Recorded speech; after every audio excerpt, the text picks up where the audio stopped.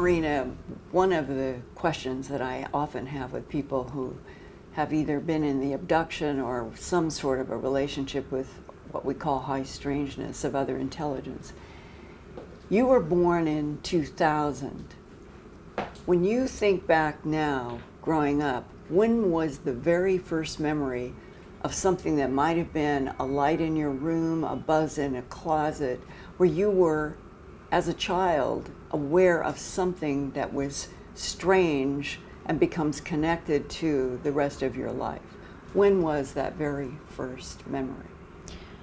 Well, Linda, when I was 6 years old, I was some sort of aware of my nature as a starseed or hybrid, and Okay, what I'm trying to get to is the very first awareness of anything, because you wouldn't automatically have the idea of a starseed. So Yes. take us back to the very first memories of what you remember as being strange. When I was 5 years old, I told my parents that I was not from this planet, that I came from another planet. And they will ask me, well, how did you get here? Laughing, you know? Right. And I said, too serious. I teleported to the womb of my mom. And at that moment, they become serious too, because how a child will be so convinced about that fact. But what were you seeing in your mind's eye that convinced you that you were from another planet? I was aware that I had abilities, psychic abilities, that other people didn't have. Like I will use my intuition to find objects. I will manipulate the weather as I want it. And I will have dreams with extraterrestrials that to me felt familiar enough to not be afraid of them. Okay, now that's the area that I'm asking about. What was the very first dream that you remember? At what age? And what were you seeing in the dream? The very first conscious dream, it was when I was a child, but I was not able to interpret it correctly. So I just thought, well, these are some beings, but I didn't thought these are extraterrestrials, and I didn't know the story, What were you seeing in the dream? I was seeing ETs of blue skin. Blue skin. Yes. And when you say ETs, did you know as a child that they were extraterrestrial, or? No, I didn't thought. I mean, I thought they came from another planet. Yes, but I didn't thought about them as my star family. But why, as a young child, would you even think of extraterrestrials? What did you say to your mom and dad about your I was dream? obsessed about it, and I didn't know why. And the blue, what color blue that I would know and you would know? Light blue. So you remember having dreams from, say, age 5 on, trying to talk with your parents about dreams in which you were seeing something that wasn't human, but you didn't really understand what it was. How long from age 5 did you live with dreams? And then when did it transition into something that was telepathic? Can you tell us from age 5 on what was progressing and what was happening? So until 15, I was completely unaware of the whole phenomenon, what's going on Earth and Earth history. But I had this knowing of my hybrid nature. But you were just having dreams as a young child about these other beings. Yes. There must have been a transition point. Yes. Either in dreams or in telepathy, like in a room. Yes. What was we'll call it the pivotal moment that you realized it wasn't just dreams, that you were being communicated with by other entities? So the dreams stopped when I was growing up. I forgot a little bit about this, and I continue my life normally as any other child. Of course, having psychic experiences, but not in communication with these beings. But at age 15, when my first memory came about abductions, and I started to become visited by extra dimensional beings and have downloads of information. That's the pivotal point in which everything started to come. And what's important is at age 15, compared to the young 5-year-old having dreams, what happened? Was it a physical interaction with you in your house? How did the first relationship where you knew that you were dealing with something that was from another planet, how did that start? It started with really strong downloads of information, of really complex metaphysics and physics. Give an example. For instance, is the structure of existence, the mechanics of consciousness. And like what would have been communicated to you as a 15-year-old? I wanted to be a physicist, so I wanted to make a sense of existence. So by answering that question and questioning the evolution of humanity, if we were really like a transition from a hominid, or rather like a hybrid and genetic experiment, that's when the heavy downloads came, and that's when I started to get questions to things that a 15-year-old will never know, not reading a book, not having read any book in her life. Can you give an example so the audience could relate? What would be the question that you would ask, and then you would start getting a download in your mind's eye, seeing images, hearing sound? What would be an example of information coming to you? Yeah, give an example so that people would understand what you mean at age 15, that you were getting a download from something related to physics of the universe. Well, I asked about God, about how is that we exist.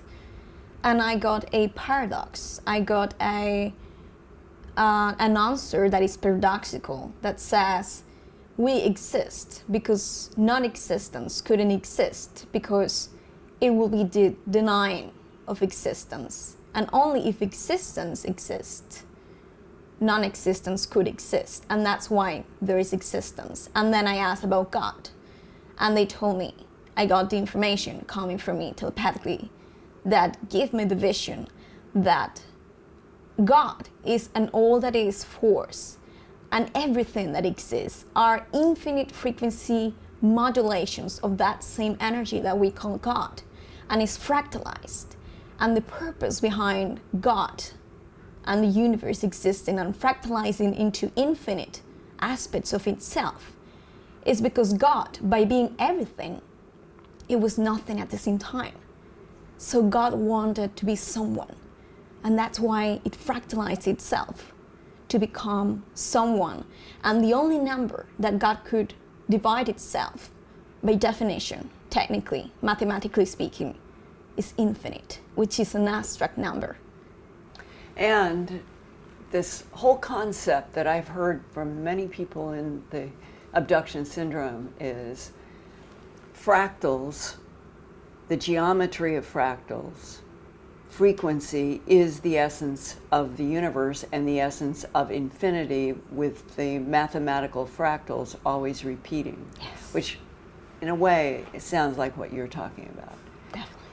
Now, to somebody who is listening, who might be another 15-year-old, you are getting information about a God force that is infinite and recreating itself mathematically and in frequencies, so that its non-existence would not be what prevailed, which would mean there was nothing. Today, we're talking in 2022, you're 22 years old. What is your perspective right now on the intelligence that has been putting these downloads into you for the last 22 years? I have to say that I will divide that collective into the ones that are not agenda-based, which are all about experience, for expansion, for spiritual expansion and experience, and the ones who have an agenda, that unfortunately have been the ones that have been manipulating and controlling deeply the awakening of humanity and all these scenarios. And which type would this be and why? My personal experience ranges from the agenda base, the very agenda base, and the non-agenda base. So I have a mix, a duality of both of them. But what would be the agenda of those that are denying their existence to humanity? You mean the people who deny they exist? Right. Yeah. What are those entities? What are they like? What do they look like? And why are they denying information? Well, what kind of information are you asking? Maybe I misunderstood. I thought you were saying that you've got telepathic download from beings that are trying to show you the essence of God, frequency, and why the universe exists. Yes. And that then there are others that are trying to block that information from humans. More than blocking that information, they are using it for an agenda. They're controlling how it gets to people. What kind of information gets to people's consciousness and subconscious, which is the most important part, to then apply an agenda to that? Well, I think a lot of people, especially 22-year-olds watching, they would want to know, how do you interact with these other intelligences? Are you taken in a beam of light into a craft and facing and getting telepathic downloads? What is your relationship with the non-humans that you feel are trying to show you that the universe is related to a God force that is based on math? I mean, how does that work versus others that are trying to block? I think that I'm hearing from you, there are those that are giving you information, and you're aware of others that are trying to block all of humanity from knowing the truth. So what do they look like, and why are some trying to communicate and others trying to block? We need to understand that. So the beings that are responsible for my downloads, that explain to me all these dynamics and the structure of existence, are called Anunnaki, but there are various kinds of Anunnaki. Those specifically are blue-skinned, and they have a connection to what we will call the Celtic people from Earth. They are connected to specifically one important civilization from the past that they call Hyperborea. And they taught me history and their background. And The Hyperboreans. Yes. And their connection, the Anunnaki, is a word that the world knows from ancient history. And you are saying that you feel that who is communicating with you is a current living version of the Anunnaki. Yes, but... And they're blue-skinned. Yes. But what many people don't understand is that Anunnaki is nowadays a very general term, because it's a species made of many different races and sub-races. So even in between them, they have political conflicts, they have different mixing of genetics, they have different histories, they have different, let's say, paths of evolution. So Anunnaki is quite general, I will say. But there was a group that had ropey headdresses, elongated heads, held rods that I have been told were language communicators directly with human brains. And that Anunnaki group, Enlil, Enki, and all of the stories, that they were an extraterrestrial civilization that came from another star, solar system, put a base on Earth, and were involved with genetic manipulation of already evolving primates to create what we call Homo sapiens sapien. So the Anunnaki would have been genetic engineers on the Earth of different life forms. Correct. What would they want today? That's a question that can't be really asked because of what I said about the fact that Anunnakis are made of many different sub-races. So there are some races of Anunnaki who want control on Earth. And there are some of them who want to live right Earth and leave humans that kind of freedom to evolve naturally without more genetic iterations, without control and manipulation. So that's why we have a lot of conflict in our history to the day of today, because they're behind the scenes. What category do you put yourself in terms of there are human abductees, meaning they are taken in beams of light, they're in craft, sometimes on another planet, there's communication face to face with beings. There are other cases where it's dreams and it appears to be communication only. Then there are people who say that they are a product of genetic manipulation ongoing, a creation of hybrids on the earth that even government political systems treat as possibly a threat to Yes. Earth. What category are you in?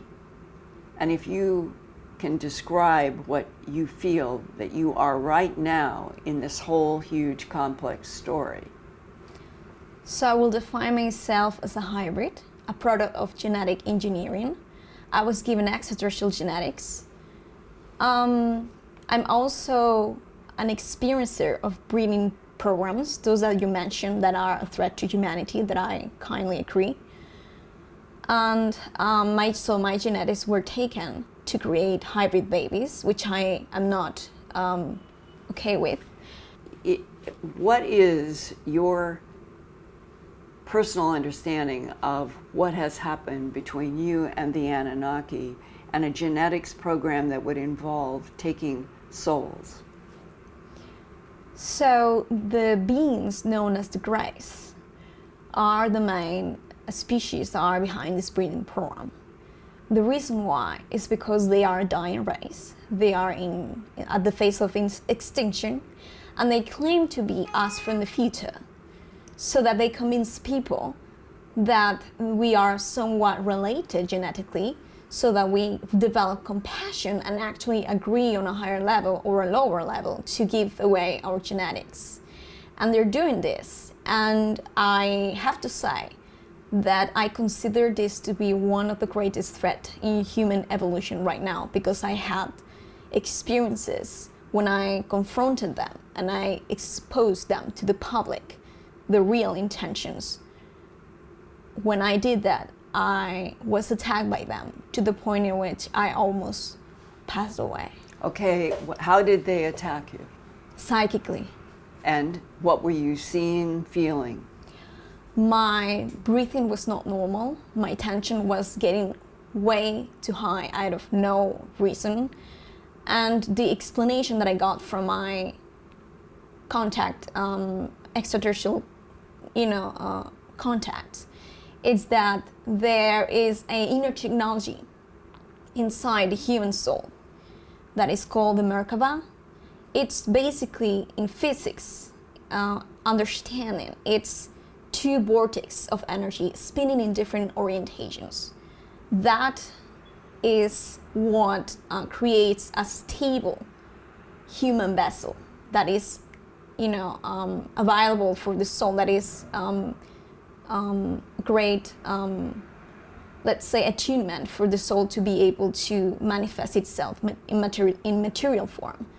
When it spins into different directions, when it is manipulated and it's not balanced, illness, sickness, and even death can occur. And are you seeing in your mind's eye, or are you seeing in front of you in actual 3D space, grays that are overseeing a process that you associate with taking your soul to apply to them? It was astral experiences, what people will call out-of-body experiences. I will go to sleep as if it was a normal day, and my soul will get pushed out of my vessel, and I will find myself on a craft, and I will see the grays and the babies, and I will see them experiment on me. And which gray are you seeing? There are some that have pointed chins. There are some that are like an upside down pear, shaped like a U. Which type of gray are you seeing? They are about this tall. They are light About 4 skin. feet. Yes, and they have pointed chin and really big, large eyes. Which is completely different than the EBEN, the acronym Extraterrestrial Biological Entity, which has pear-shaped heads. Have you dealt with pear-shaped EBENs, or only with the pointed chins? With the pointed chins. And the pointed chin has been identified on Earth as being a species that many people in the abduction syndrome associate with negative. Why are the pointed chins focused on Homo sapien? Because they want to impose their genetics on this planet so that they can be introduced energetically, because everything is about frequency and vibration, but mostly DNA, which is a program. It's basically frequency patterns. It's physics. So if someone is able to control the frequency patterns that are programmed within the DNA structure of one species, that collective blueprint, they can insert themselves. They can manipulate the evolutionary course of that species. Now, I'm assuming then that you have information about what our government of the United States is doing to block the frequency manipulation by the pointed chin grays.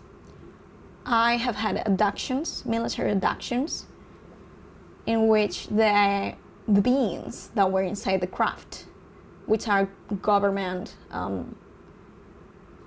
people, also helped me save my life and helped me get away from these scenarios and attacks from the grays. Did you feel like you were talking to a normal human in military dress?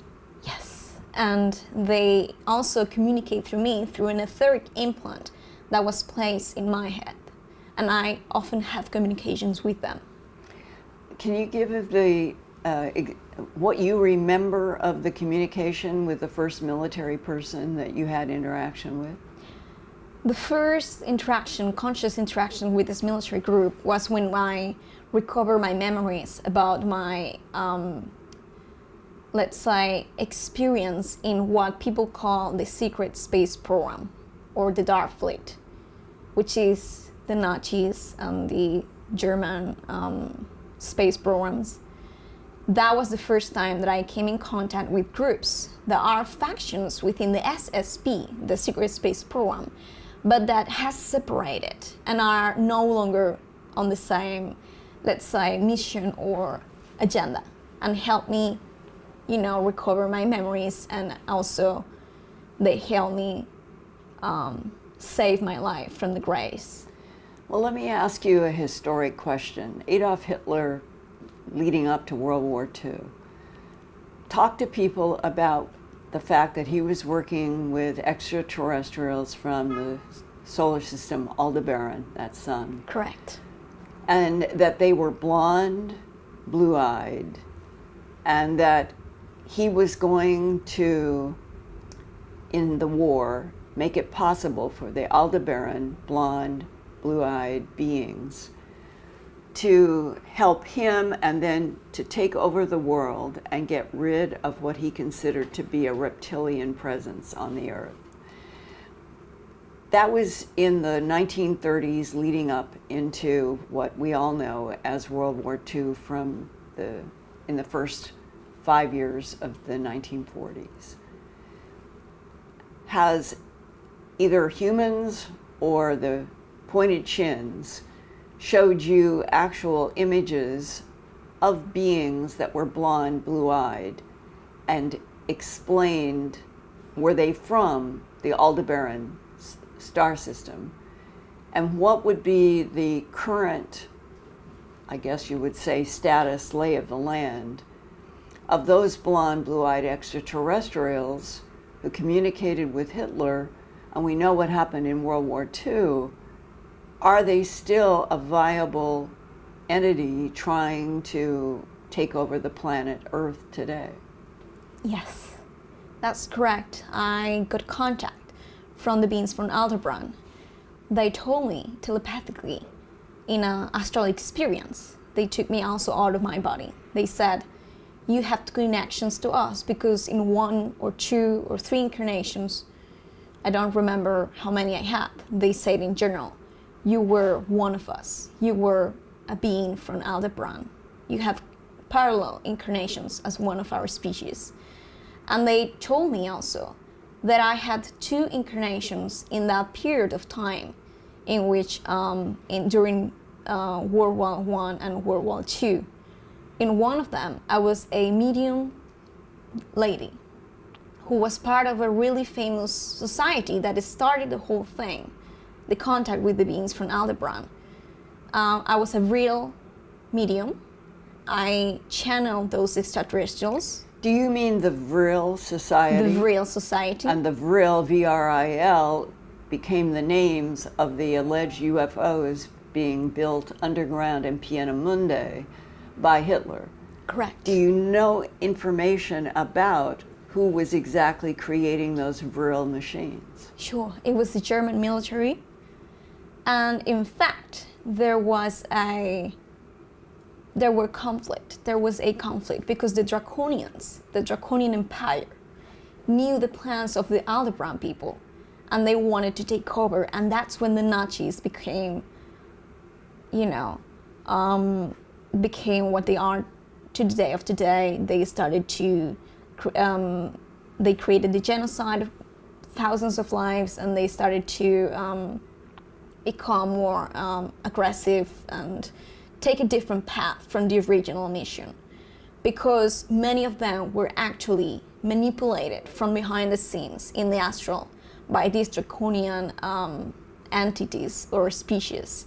And that's when they split. And Maria Orsic, who was the principal medium of that society, a blue-eyed, blonde-haired female. Yes, she said, we're no longer staying here.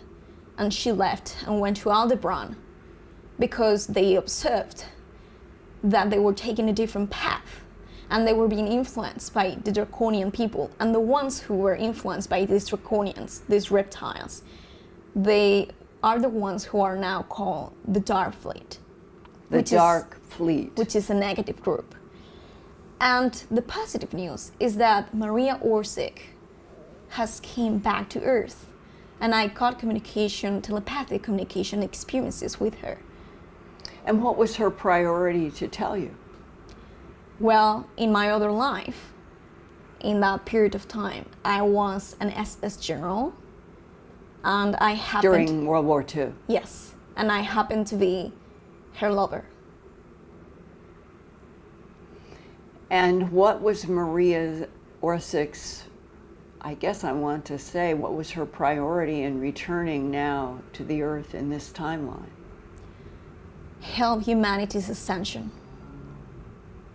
And how do you see that occurring? I see that they are working with the group of the Germans, of the Nazis that didn't take the bad path, let's say, and became a breakaway civilization, or even what we call positive secret space program groups or factions, because they exist and they are working with the good extraterrestrials. Some of them are in inner Earth, some of them are in Antarctica, some of them live in ships or in other parts of the solar system. And they... What about Mars? Yes, Mars, unfortunately, is a place that is utilized by the Dark Fleet a lot, because in some of my regressions about my SSP experiences, I saw myself working as a super soldier slave in Mars laboratories. So I don't think that the good Germans or the good Nazis are actually there.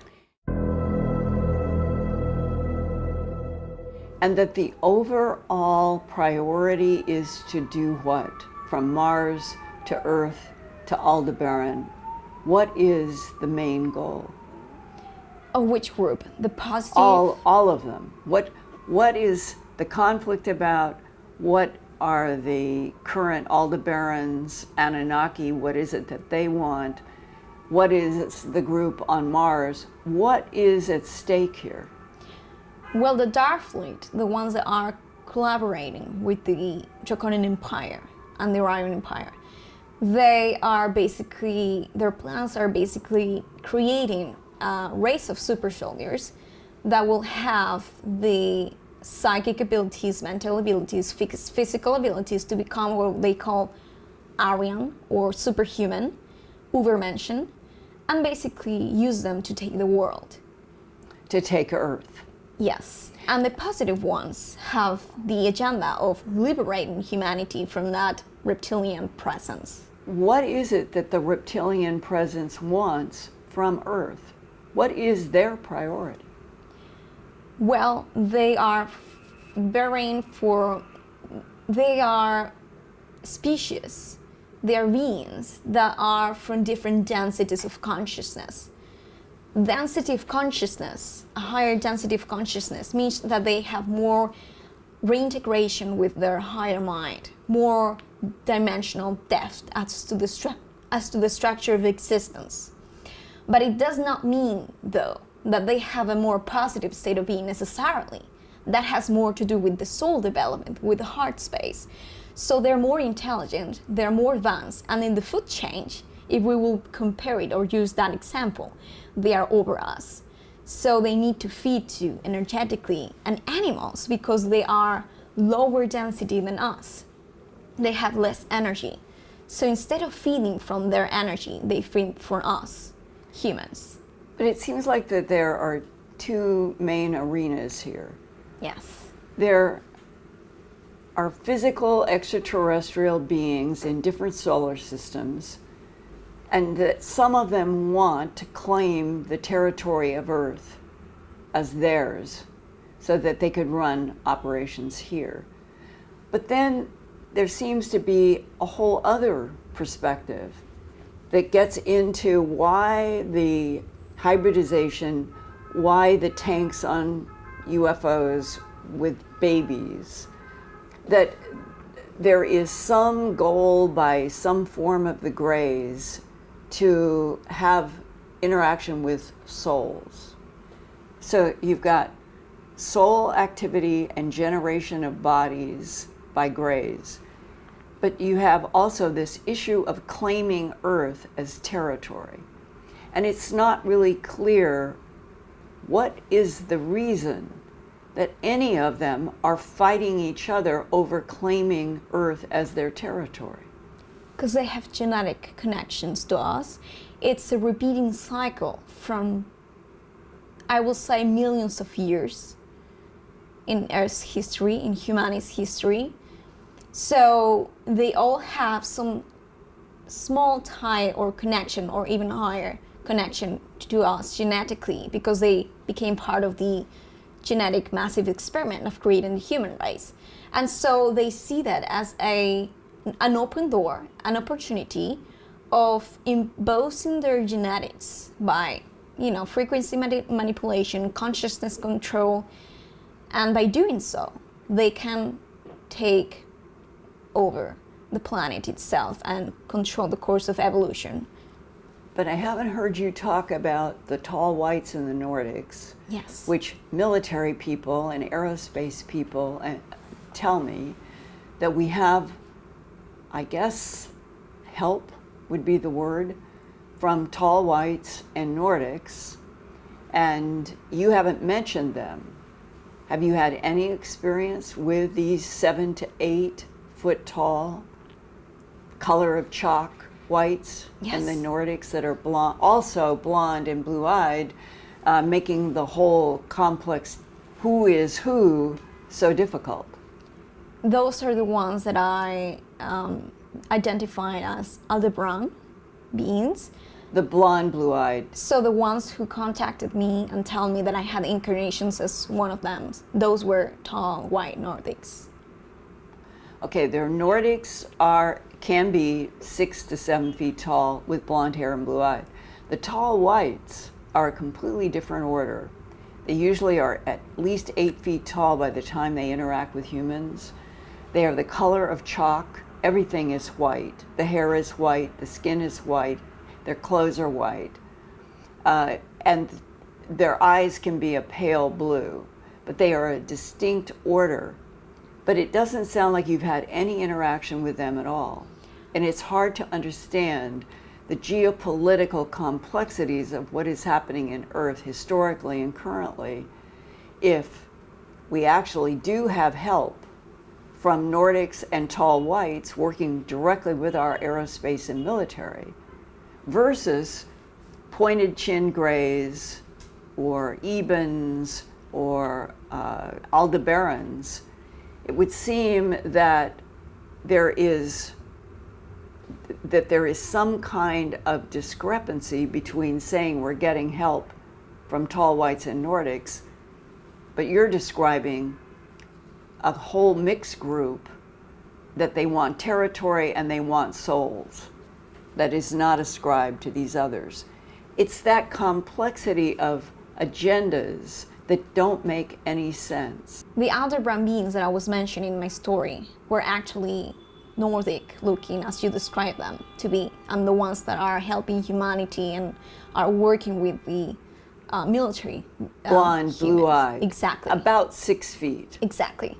So they're not related, they're not aggressive, they don't want to take over, and they're not related to the pointed chin grays. That's another story. But you have not had any interaction at all with the 7 to 8 foot tall whites. Yes, you have not had any. I did. Well, then talk about that, because that is really, to me, one of the great mysteries. If they are helping us, why is that help not more dominant? They are helping us, and the reason why it's not more, it doesn't seem to be more dominant, is because as they are not agenda-based, their help becomes, to our eye and our, let's say, perception, more passive rather than active, but it is there. The only difference is that they cannot interact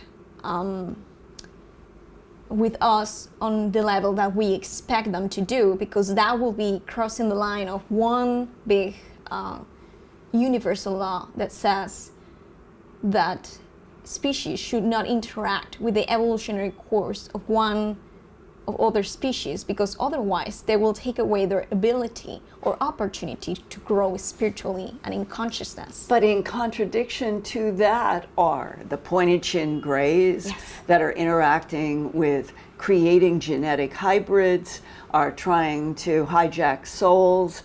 So the idea that there's a universal law of non-intervention, it doesn't apply to most of the interactions. I understand your shock, you know. Well, there's a contradiction here. Yes, because maybe only one species, the tall whites, are actually trying to live by, we are not going to live life for you, but we're going to help you. While all these other species, even going back to World War II and Hitler, they are actively interacting with the earth. They are actively interrupting other people's human lives. Historically, genetic manipulation of already evolving primates on this planet to create humanity is a gigantic interference, right? So if the tall whites are the only ones that are actively trying not to live the life of Earth and are trying to help from the outside, all the rest of it is interacting and interrupting human evolution. Yes. So isn't that violating the whole universal law? Well, I want to explain to you why it actually seems like this. First of all, the tall whites are not the only ones who are helping humanity. But second point is that the reason why we observe it to be like this, that the ones that are aggressive and negative oriented are intervening, and the ones who are positive are not and are more passive, is because it all ties to metaphysical dynamics in terms of consciousness. There is a higher self in what we call the fifth dimension, which is a higher frequency in which we are all conscious. We are super conscious. It goes beyond the physical mind's understanding, even the subconscious understanding of one soul, one self. That self is aware of all kinds of co-creations that they are actually performing in this incarnation, in their incarnation on Earth, in this physical plane, and is the one who makes soul contracts or agreements with different kinds of beings, being positive or negative. Why do they make soul contracts? Because there is an exchange of energy there that the soul, the higher mind benefits from, because there is a learning lesson there that we can take to as an opportunity to take that aspects of our consciousness to get integrated and heal within our DNA and become more evolved. And because otherwise there wouldn't be any kind of point of experience in the physical reality. Do you have a soul contract with an extraterrestrial? Everyone has. But what would it be like to you? What would the soul contract mean? Soul contract means that before or during an incarnation, an expression of one's soul in the physical matrix, there is an agreement on a higher level that there's going to be an interaction, that there's going to be an exchange of energy, of information. So sometimes it is a negative kind, it is polarized to be a negative experience or a change of information and energy, and sometimes it's positive. And so for me and for everyone, it is polarized that way. We have positive and negative. But what would be the value of negative? Experience and the opportunity of spiritual growth and expansion.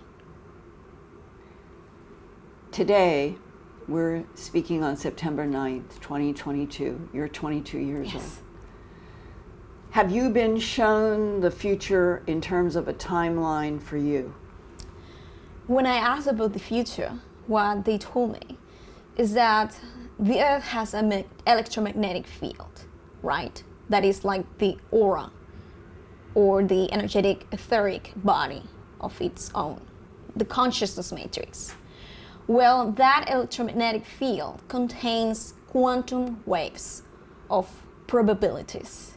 They told me that the ones that are stronger are the ones that are the highest probability of manifestation in terms of physics into the physical matrix. And that's why people seem to read the future, to have that ability, because they're reading the strongest waves of quantum probabilities. But they told me that they're reading physics. They're not reading a factual event that is going to happen. It's not determined. It is a probability. So nothing is fixed yet. Right now, I would say from 2020 to 2022, I've talked with dozens and dozens of people in the abduction syndrome. They can have positive or negative events, but all of them sense that we are headed toward some kind of huge depopulation of the Earth human population. Have you been shown or encountered any information about what is going to happen between now and 2030? Sure. So they told me that the Earth has its own consciousness, and it's shared in an interval with all the consciousness, individual consciousness that of the beings that live in it, in its ecosystems. They told me that the Earth has decided that it's going to move into a higher density, a more, let's say, evolved state of consciousness. Like a fifth dimension. Exactly. But the Earth itself, you're saying, has a consciousness, and that the Earth itself would try to make a dimensional move, as opposed to all of these conflicting entities, good, bad, and in between, that use Earth as a laboratory. Wouldn't they have more impact on what was going to happen? Actually, the negative interactions taking place are part of the process of getting to that high level of consciousness. Because consciousness, there's only consciousness. And what is unconscious is disintegrated, is what we call darkness, which is the narratives of conflicts and, negative interactions. that part is consciousness too, but it's unconscious because it's not integrated into balance, into a state of harmony with the self. So once that unconscious aspect of our collective, of the earth, of the population of humanity, gets integrated and aligned with source, with balance, then it's when we will make that quantum jump to that higher density of consciousness. So it's part of the process. And don't you want to sometimes just yell at the universe, why? Why is there conflict, death, dark? Why is the pulse of the yin and yang seemingly dominating a universe in which it would make more sense if the thought that dwells in the light were in total control, if there would not be any darkness or hate or war? Why is this not a peaceful universe from beginning to end? Because polarities. But what creates the polarities in the first place? Polarity is not a division of one element. Polarity is the disintegration of that unified element in the first place. So let's say that they create each other so that the one entity may be a being, a self, a soul, or a collective can make sense. Because without one aspect of it, being it the negative pole or the masculine or the left side brain, the logical, the other one will not make sense. Let me explain with an example. If you look at the universe and you think of the idea of that there is a structure, if there will only be structure without meaning, without content, then structure wouldn't make sense, wouldn't exist. Because what creates that structure? What is creating? It will be nothing, so it will not exist itself. But if there is meaning, creative meaning added to that structure, then the structure makes sense and it is named a structure of something. It will be the same with meaning. If a meaning has no structure, it cannot make sense, thus it cannot exist. So duality, polarity needs to exist in order for the individual entities that we know as the universe or consciousness itself.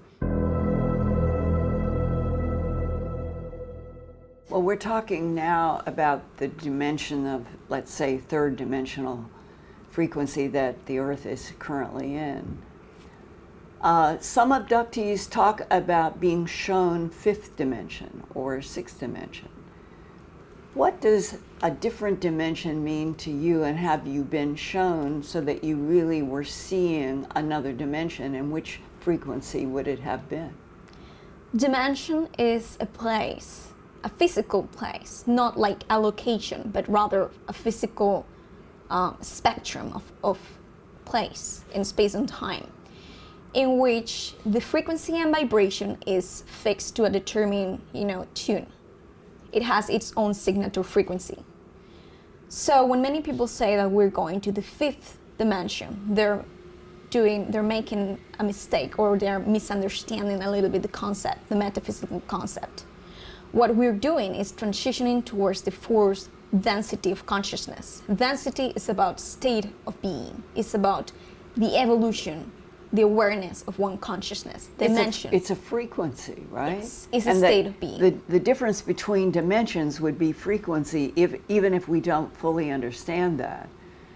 That if we went to the fifth dimension, we may not be able to interact with anything in the matter world as we do now in the third dimension. It's always been confusing. How could matter beings be taken to a fifth dimension where their hands would not even be able to interact with anything that was there? That's because we're multidimensional.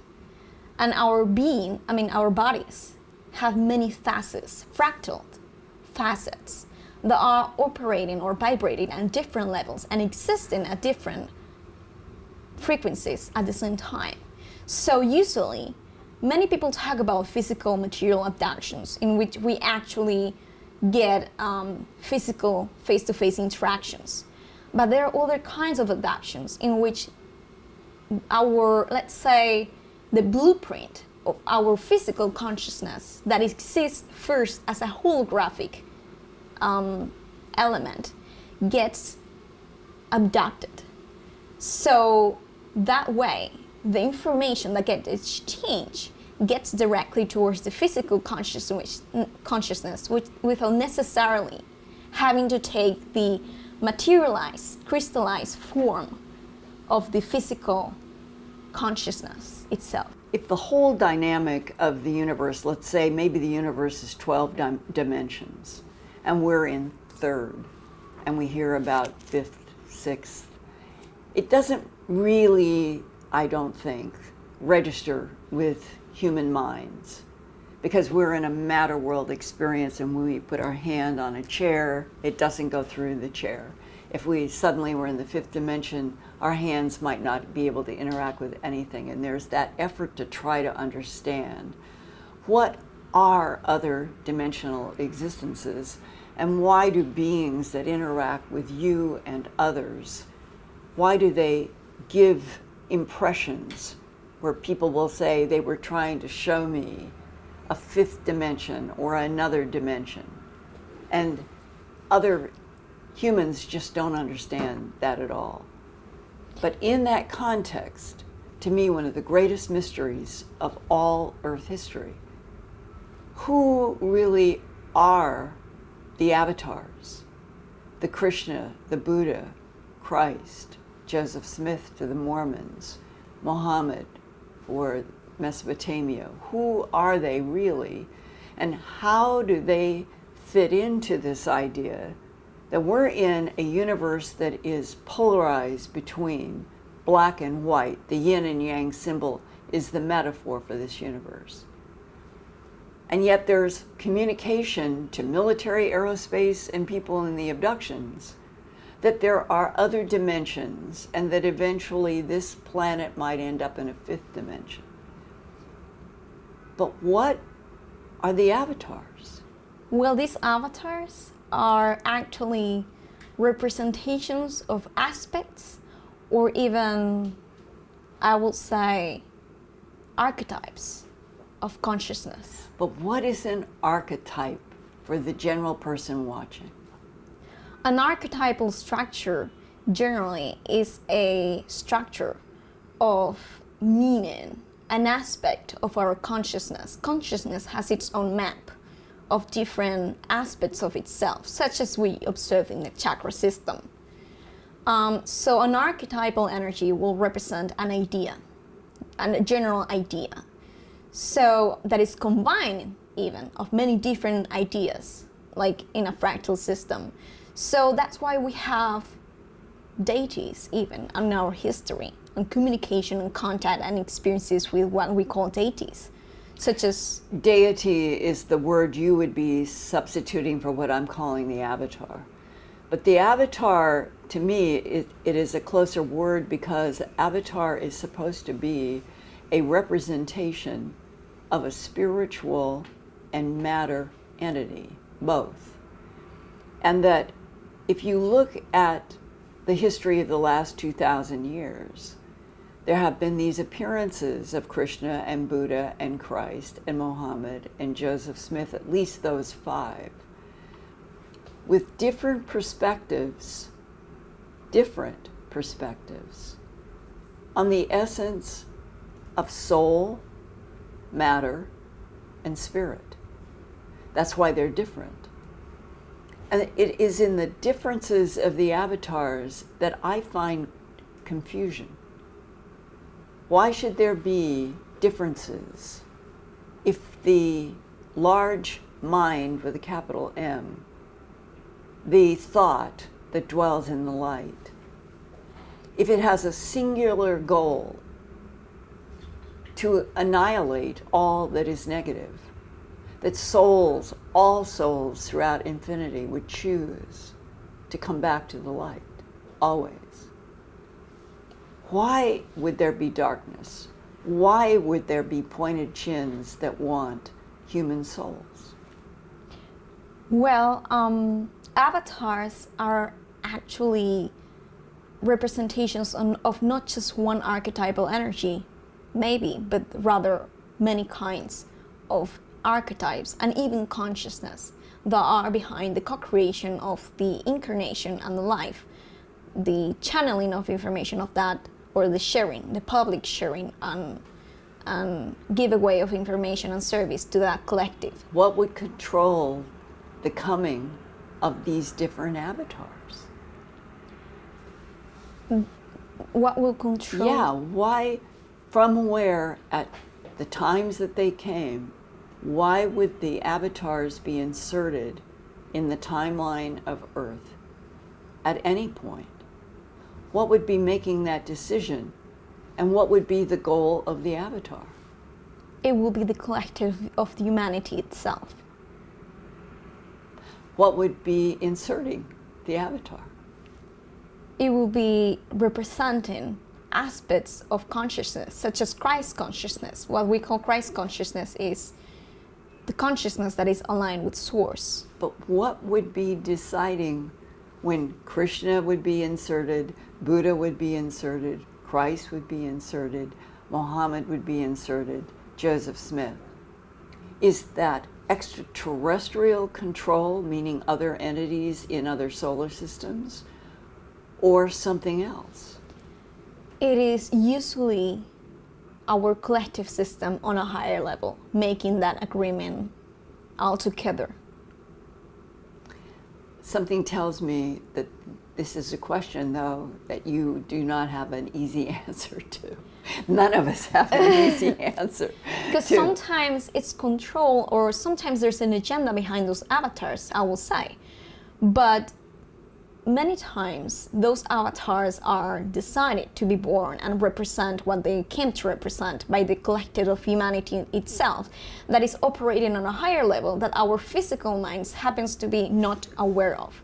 So we cannot really tell from this perspective when we decided it, for what we decided it. So it's not an easy answer for sure. Right.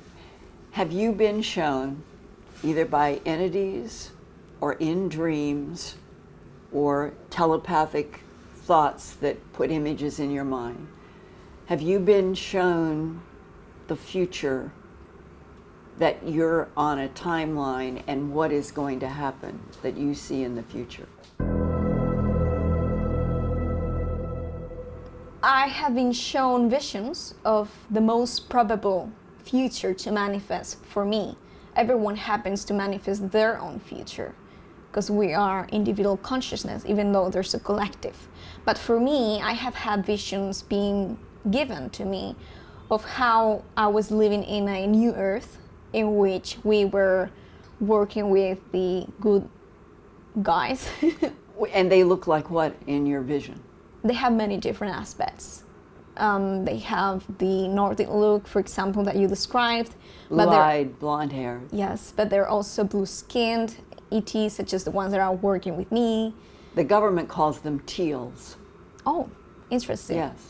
But inside the teals, or that description, many different races can fit into that description, so it's complicated, because there are many, many extraterrestrial groups and sub-races of a species, so we cannot just generalize into Nordics or blues, or there's a lot within them at the same time, so.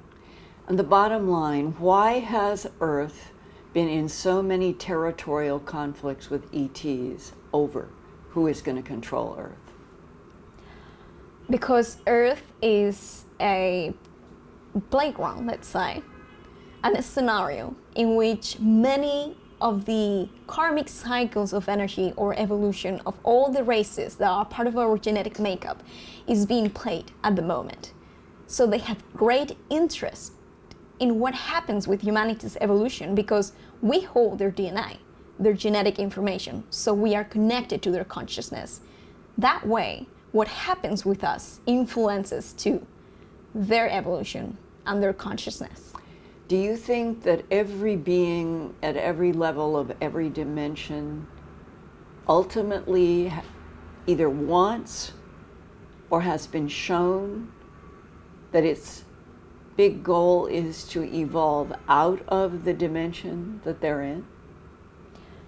Generally, yes. Most of the species or consciousness are shown that there is a constant in the universe that is called evolution.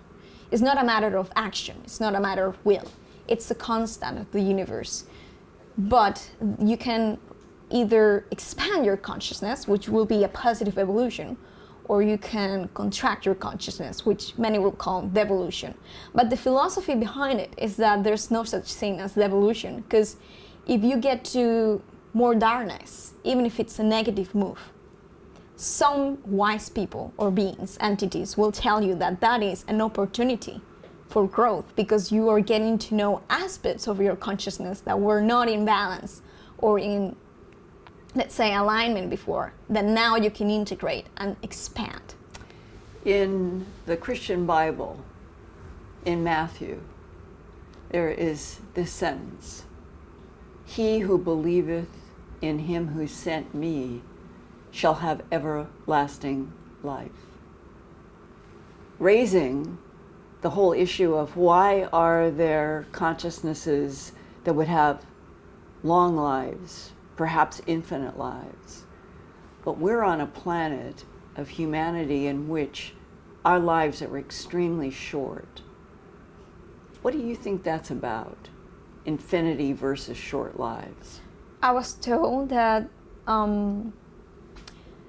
our genetics has been manipulated continuously over the course of history, and in some of those genetic iterations that have happened in the past, the Anunnaki decided, for a reason that I am not aware of, that they wanted our lives to be shorter. Less competition for them, maybe? I'm unaware of the reason why they do it. I will have to channel it, but you could try doing that and let me know. Yes, Could actually. you try now? Yes.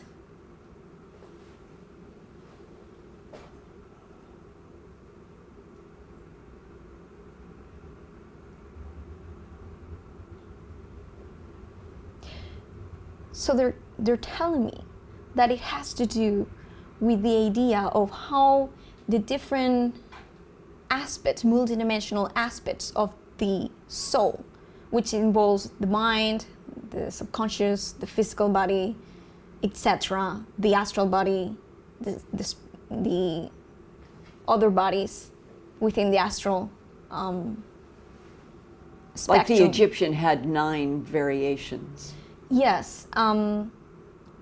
Since they grow and expand in cycles of energy, which is directly connected to numerological patterns, they are hinting me that it has to do with that, with how we get to develop all those bodies.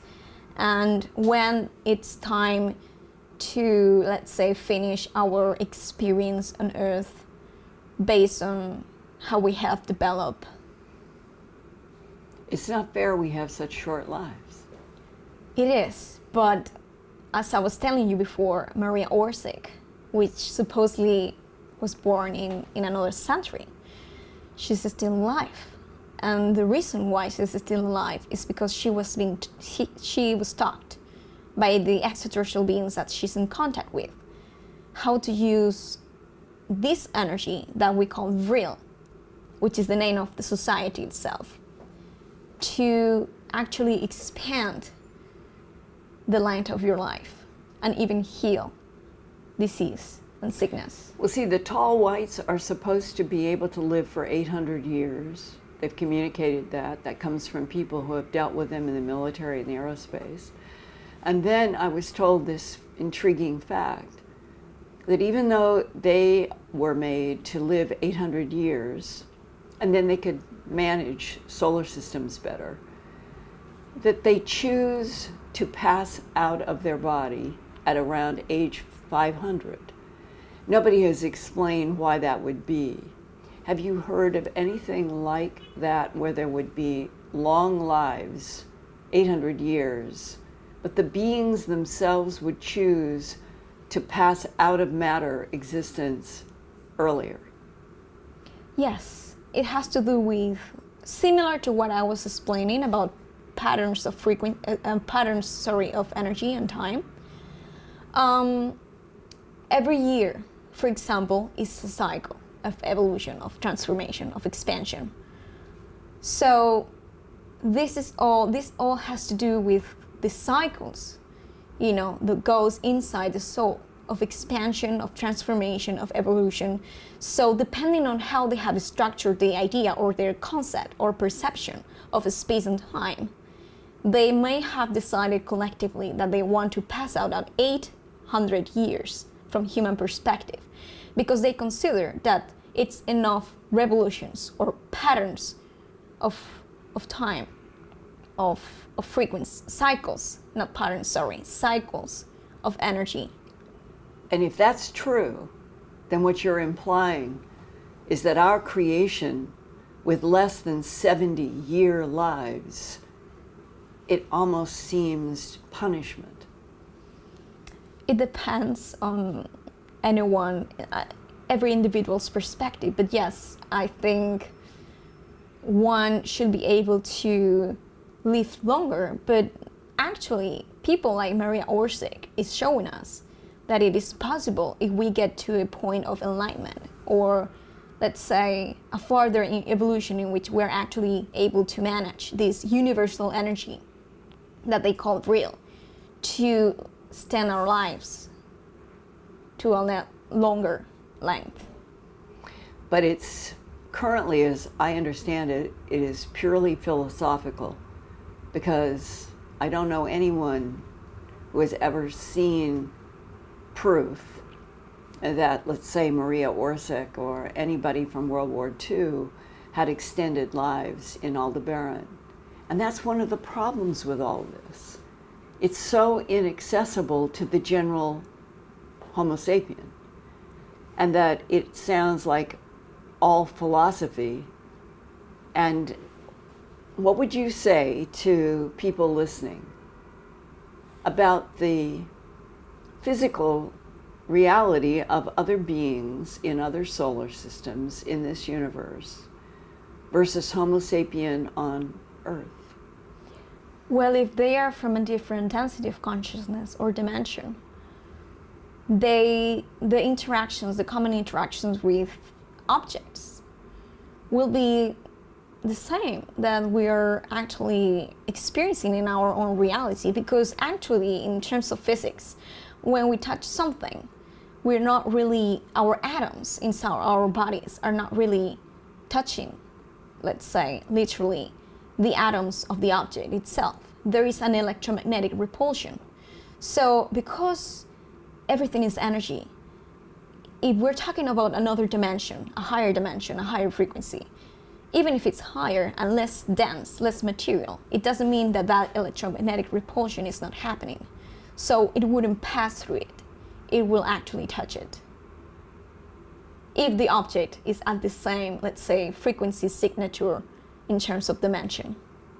But if you change the distance in atoms, yes, the slightest, then our hand would pass through. Yes. And that is another aspect of all of this that has always been a challenge to me as an investigative reporter, interviewing so many people in the abduction syndrome, in which they are describing their own awe at being floated through a room, floated through a window, floated through a ceiling, and they are aware that they are in some form that they think is their body, but it has the ability to go through a ceiling or a window. Yes. And that implies that the intelligences that abduct humans have the ability to control the distances of atoms and molecules. What's happening is that they are abducting the holographic blueprint of that physical material consciousness of ours. So because that hologram is made of light. It's not materialized or crystallized into this density, this level of density. It's vibrating on a higher frequency. Therefore, this third-dimensional physical object we will be able to pass through it with our hands, because that holographic blueprint of our body is at a higher rate. So there's no interference, let's say, in terms of electromagnetic waves. And finally, what is it that you think happens at the moment of death for Homo sapien? There is a reintegration with what we call the higher mind, but it happens, how it develops or how we get to that point, it's totally unique for everyone, because it's based on your belief system, a combination of your belief system, your experience, your connections, your decision on a higher level. It's a mix of many different things. Do you think reincarnation is real? It is. What is your definition of reincarnation? It's when the soul has decided to move its perspective or point of experience into a, let's say, parallel incarnation of its own on the material or physical matrix. It's not linear, because everything is happening at the same time, in the same now. There was a U.S. Air Force captain who was at a crash retrieval site in 1949. This is different from the 47 Roswell. This is different. But it was in the same region. And he had a telepathic exchange with one of the bodies lying in the craft. And it was as if the being not only was putting images in the Air Force captain's mind, but he felt like his entire face and everything was being pulled. That's how he found this being in the crash. And ultimately, he was assigned to stay with this being at Los Alamos lab for security until the being died on June 18, 1952, of unknown causes. And for about 3 years, every single day, the Air Force captain would come in front of a 16-millimeter camera, vast archives of this somewhere in the United States. And he would ask the being questions that he'd already prepared, and the being would do a download and it would be recorded. And one of his questions to the being that I was given is reincarnation real? And the answer that the Air Force captain says on the 16-millimeter film as being transmitted from the gray sitting next to him was, reincarnation, the recycling of souls, is the machinery of this universe. If reincarnation, the recycling of souls, is the machinery of this universe, what is the purpose of this universe? To get to know ourselves, ourself as a general perspective, from many different points of view, infinitely, because time does never cease, and we never cease to exist, so that we're always in a constant state of expansion of our consciousness, such as God does with us. We are its infinite perspectives of itself, so that God knows itself from infinite points of view.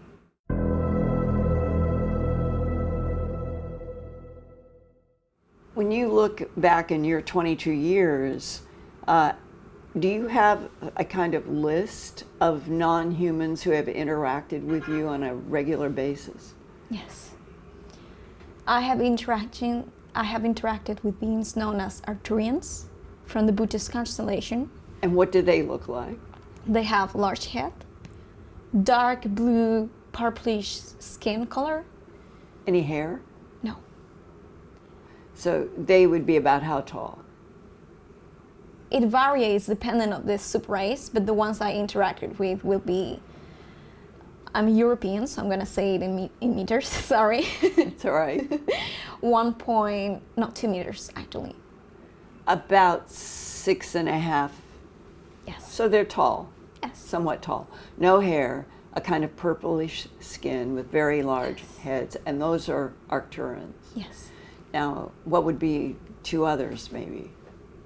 Two other groups? Other groups? Yeah, beyond the Arcturans. Andromedans. And what is their physical description? They usually have blue skin, but some of them can be human like us in terms of appearance. The ones I interacted with mostly were blue skin too. And others will be the Nordics from Aldebaran. And others will be the reptilians, others will be the Greys, and others, the most predominant, I will say, are the blue skin Anunnakis from the Capricorn constellation.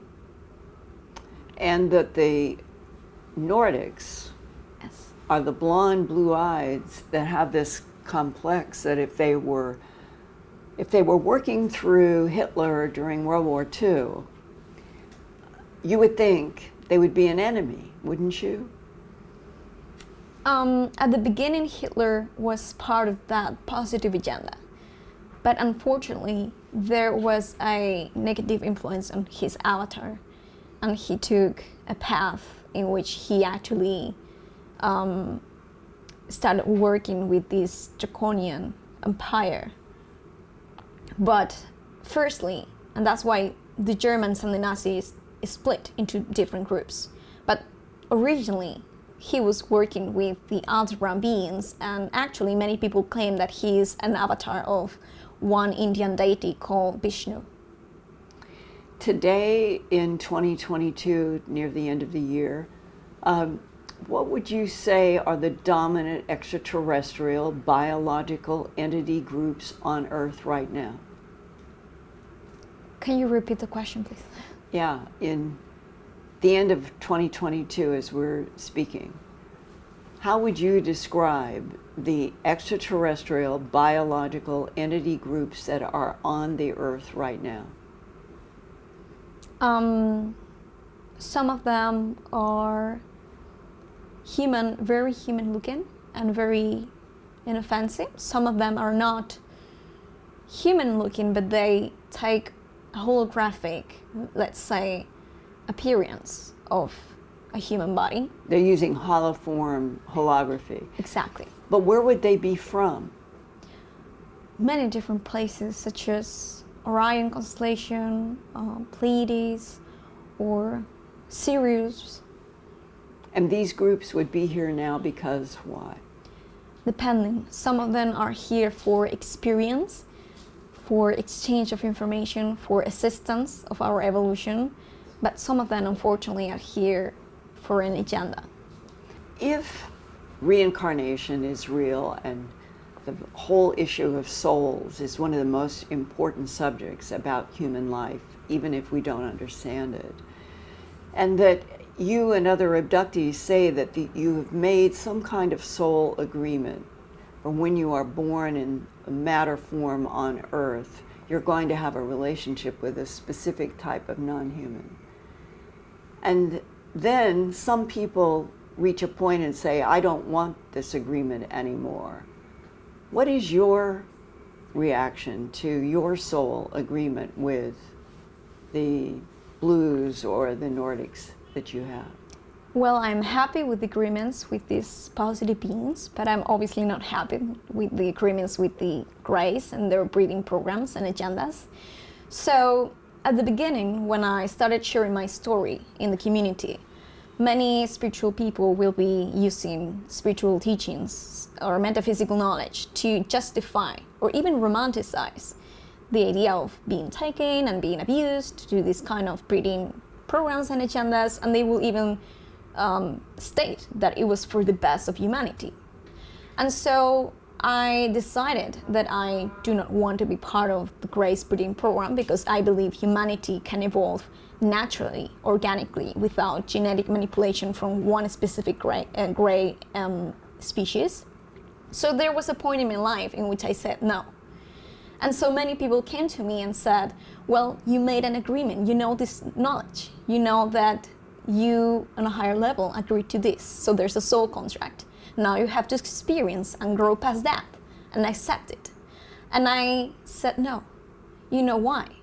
Because we are in constant creation. We are creators. We are creator beings. We are in constant control of our own life. We are responsible for our own existence and our own creations and the creation of our reality. So we have the right to say, I no longer agree with this agreement. I no longer agree with this soul contract.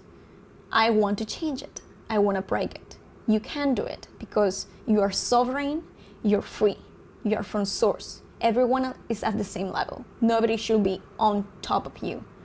So I responded to them that actually you can't change it. It is possible because you are creator too. So there needs to be less spiritual bypassing in the community and more understanding that we need to get to that phase of rebellion as a whole species and say, we are sovereign, we can say no, we can recreate contracts in the now moment because the power of creation lies in the now moment. Did you get a counter argument from the beings that you were making that presentation to? The Greys, for example. What did they do? They attacked me to almost death. And how did they attack you? I think I explained already before. It's when I told you. But fresh now. How did they attack you? They psychically attacked me with psychic energy that was being projected to let's say interfere with the orientation of my Merkaba or my auric field, that is vortex energy that are spinning into, contradictory directions, orientations, opposite orientations. So that made the physical body become unstable. All the health parameters become unstable and almost made me to dematerialize, to pass away. And what did you do? I got a download from my star family, my contacts, in which they explained me the whole dynamics of their attack and how to get past it and survive. And they said, breathing is the key to your survival, because breathing is how those magnetic, let's say, vortex of energies are always constantly in balance with each other. Breathing is an electromagnetic exchange with the medium. So I control my breathing, and by getting into a state of meditation and tuning into my whole auric field and vortex energies, I imagined and projected this vision of orientation and stability, and I managed to survive. You're saying no in the lower level, in the material level, but because you don't understand that actually in a higher level you're saying yes. And I said no. You know why? Because the above is the below, and the below is the above. That's one of the most known metaphysical laws in this universe, in this field.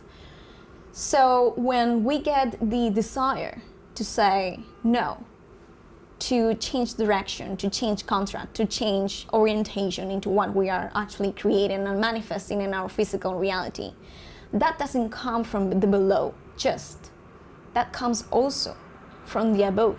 It's also our higher mind coming through us, sending that information down to us.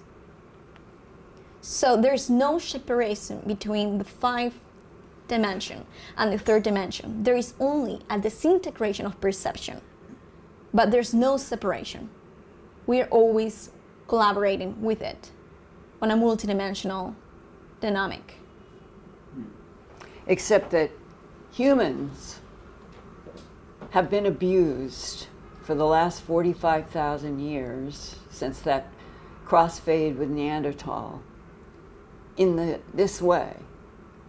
we have never been told the truth about our existence in a universe with a myriad of consciousnesses and extraterrestrial biological entities. And that means then that humanity in its evolution from Homo erectus into a lot of different forms and coming up to Homo sapiens sapien has literally been abused by denial of information about the evolution of soul. And until that is, I think, affirmed, humanity is never ever going to be totally free to evolve. To be honest, what I've been told, a secret that not many people know, that I've been told about human history that ties to that question, is that the fall of Atlantis was, let's say, caused on purpose, because at that level we were at the degree of being superhumans, which means that we were this close to becoming free and sovereign from those beings. But they twisted behind the scenes the karmic cycles of patterns that we contain within our DNA collective blueprint, so that we will become unstable and then be vulnerable for a catastrophe to be, manifested in our physical matrix and wipe us out and separate us into different directions. Some of them went to Antarctica and to inner Earth. And those are the beings that we call the inner Earth beings. They are our ancestors, the ones that didn't, let's say, split into different directions. And that's why they contain this wisdom, because they never lost it. And the purpose behind the ones in the surface being, split in different directions and being complete conflict with the catastrophe is so that they will lose this knowledge, they will lose tradition, and they will then be able to be more keen to be manipulated by the Anunnakis. That they would be manipulated by these other extraterrestrials, the humans. Exactly. Yeah. There was an agenda behind the fall of Atlantis. I really want to thank you for a discussion today that I think that all of humanity needs to have these words with each other. And the problem is humans are not understanding most of it because we have been purposely denied the truth from the 45,000 years ago when Cro-Magnon Homo sapiens stood up for the first time.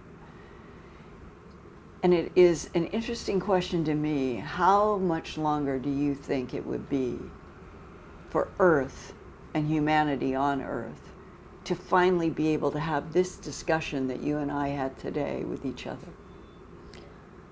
I think the time is getting closer because, to be honest, if somebody, even by their perception of what they would call coincidence, gets to hear this interview or any other interview in which this kind of information is being exchanged or shared, I wouldn't call it a coincidence.